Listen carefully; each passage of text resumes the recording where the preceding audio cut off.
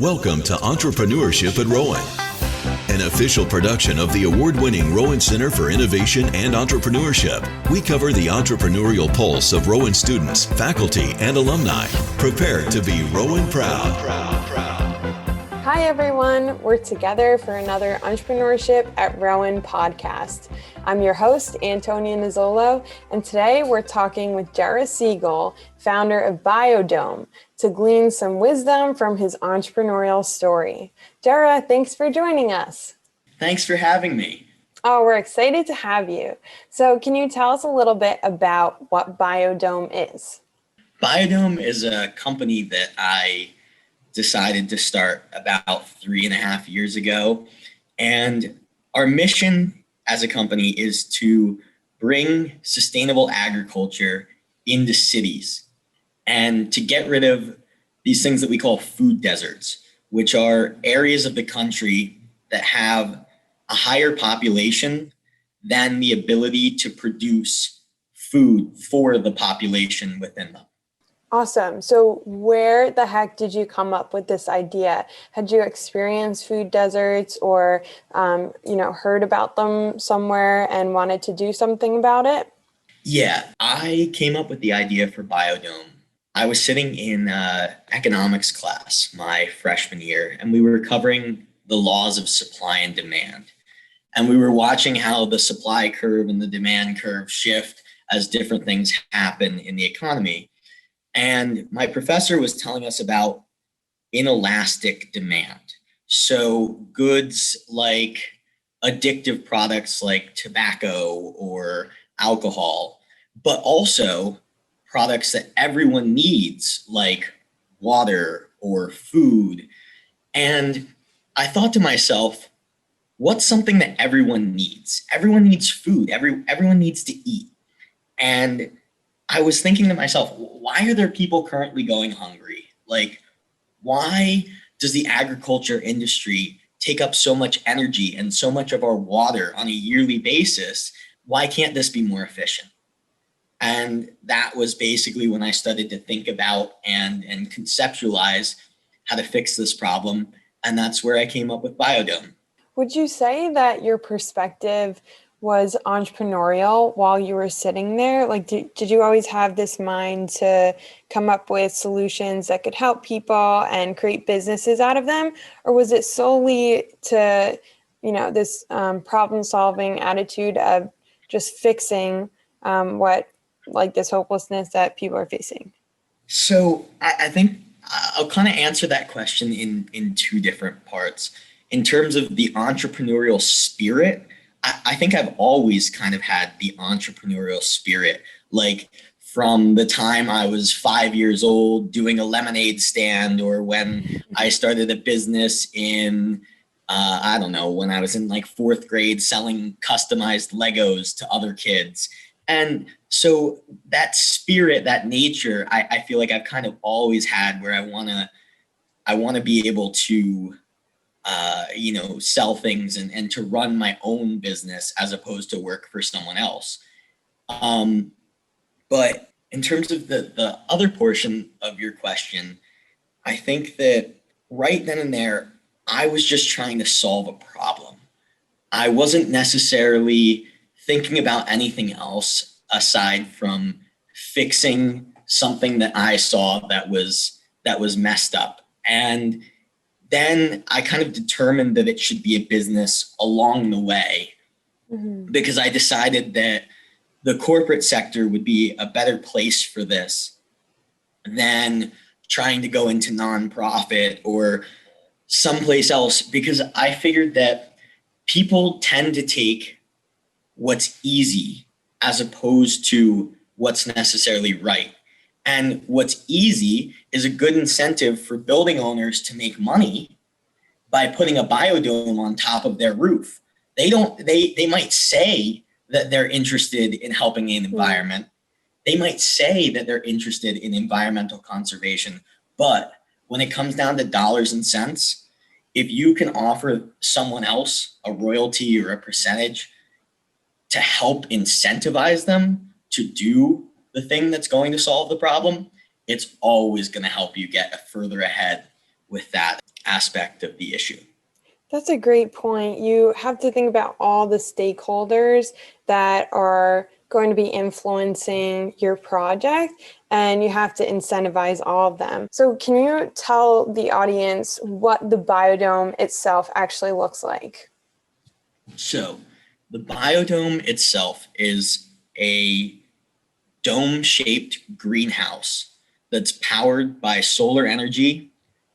So it's got solar panels, and then it collects rainwater, and it allows itself to power itself and to collect enough water and nutrients to fuel and feed the plants that it grows within, all on its own.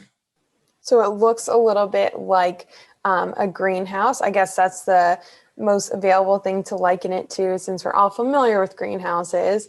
What's the outside? Is it glass or plastic?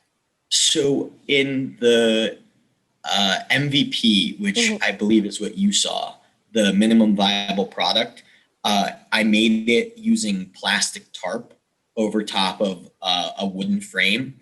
However, the next unit that I'm working on currently, which is going to be a commercial unit, is going to be some form of a clear plexiglass, and then it'll use steel. So to rewind, you're sitting in your economics class and you have, this idea, or at least you have an idea for a problem that you want to solve. What were your first steps in developing the idea? Well, I mean, immediately right then and there, I sat down and I started a Google search. I just searched indoor agriculture right then and there. And that was when I started to figure out that there's this whole underground scene that not many people know about indoor agriculture in the United States right now. We've got a market that is one of the fastest growing markets in the United States right now, which is indoor agriculture. And that was kind of the first step in my journey. And it sparked an idea in my head. Oh, this might be a business. And so I started looking at some designs, some indoor agriculture designs. And one of them that I stumbled upon was a regenerative skyscraper. Wow. It was just kind of a sketch that I found someplace from one of the companies that had produced it. And it used solar panels, and it was like an 122-story building. And it used the rainwater that it caught on the top to drip down all 122 floors and water the plants. And it was just a concept, but I looked at the projected bill that the company was using for it, and the projected cost was somewhere around $500 million to put this on. Oh, man. And I was like, oh my gosh, this is a great idea, but $500 million is like impossible to get. I don't think I'll be able to do that. So I started thinking smaller. I was like, okay, what if instead of building a skyscraper, I added 2 stories to every building that was able to add 2 stories to the top of it? And I grew plants in 2 stories like the skyscraper I had seen. So I was thinking about trying to use that design, but I was looking and I thought to myself, a cube is not very good if I'm going to make it all, if I'm going to allow the plants to get natural sunlight as well, because it doesn't have a very good surface area to volume ratio. So I can't fit more plants that can get sun. I can get more plants in a cube, but the plants are going to have to stack on top of each other, and they take sunlight away from one another. But if I do them in a dome shape, I can optimize the area within to grow the most amount of plants in the least amount of space. So that's when I changed the design in terms of the shape of the product. And I guess that was kind of around the time that I started presenting this to entrepreneurship professors and other things like that, because I had conceptualized something big and I put it into a 3D modeling software called SketchUp, which I learned how to use doing woodworking in high school. I decided, so I built it in 3D on a small enough version that I could build it in my backyard. And that was my I don't know, I guess, next step to actually bringing the concept to life. And that was something that I could tangibly show to various entrepreneurship professors in order to actually show them, like, I do have something. Like, it's not just an idea in my head.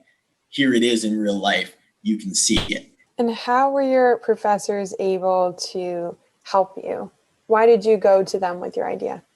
I guess because I didn't really have any place else to go with my idea. Like, I don't really know anyone in my life currently who just randomly has started a large scale company or is in the agriculture industry or anything like that. So it was a little bit difficult. Like, I wasn't sure who else to go to in terms of trying to start a business, especially trying to start a business to the scale that I was thinking in the first place. Like, how do you start a business where you're adding 2 stories to buildings and cities? Like, that sounds like a lot of work. And so it was definitely helpful for that. How much of the idea could you develop yourself?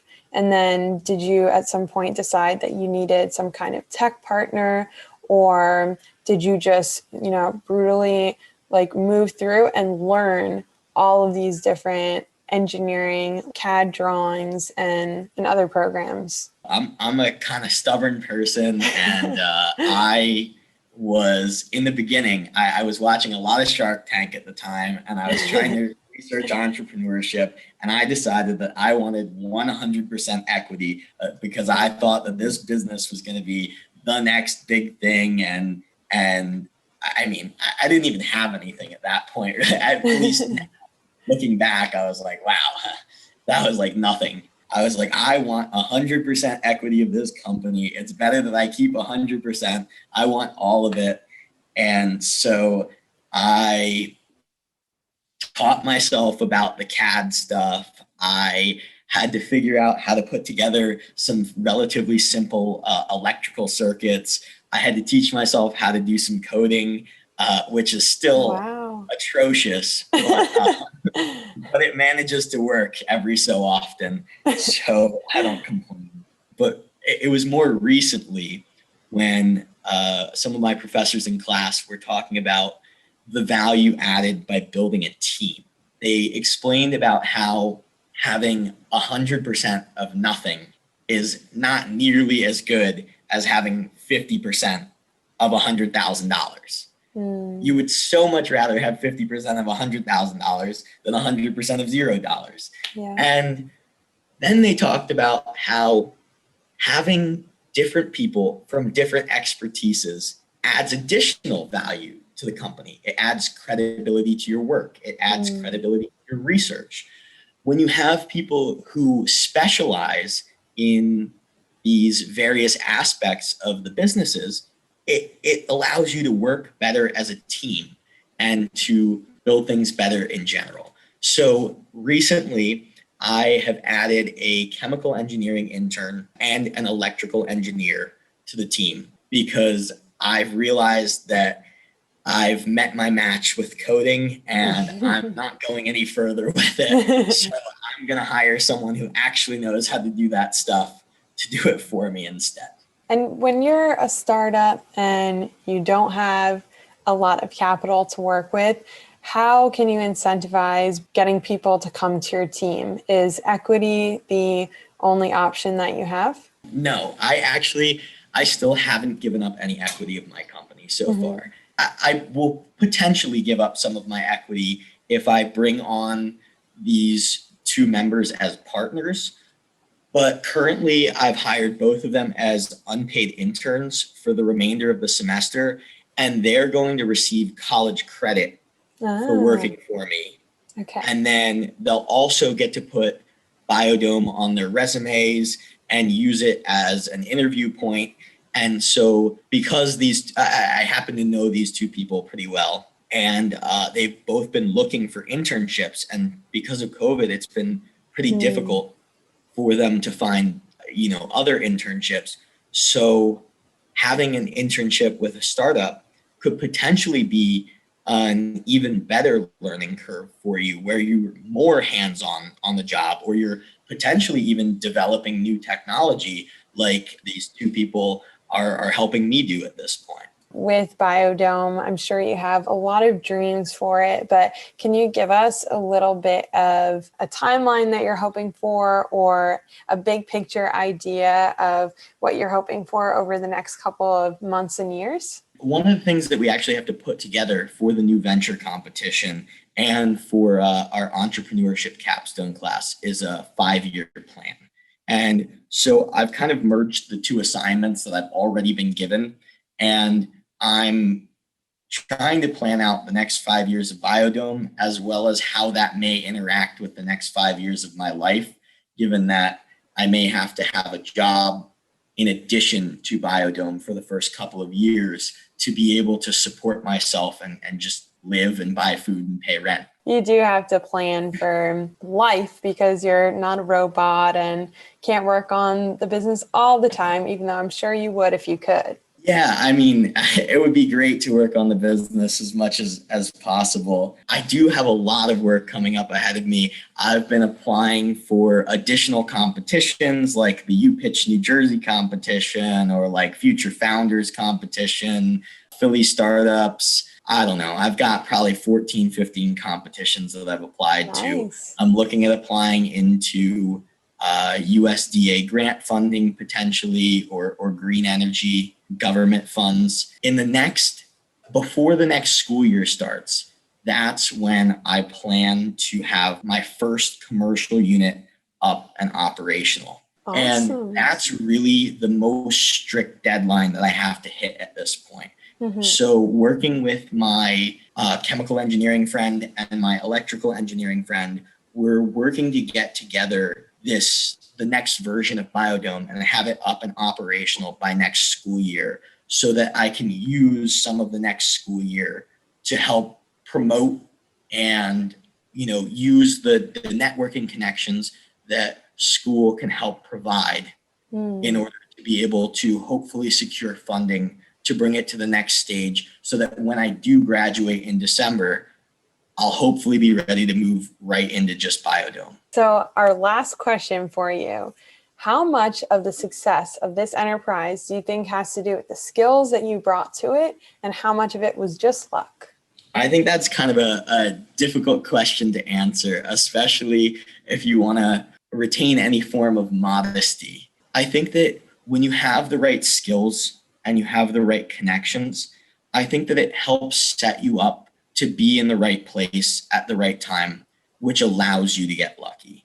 And one of the things that I've been learning from listening to other entrepreneurs talk is that when you do the right entrepreneurial things, when you talk to the right entrepreneurial people and you listen to your customers, what ends up happening is you end up getting put in spots where you're more likely to succeed, or you're more likely to get lucky.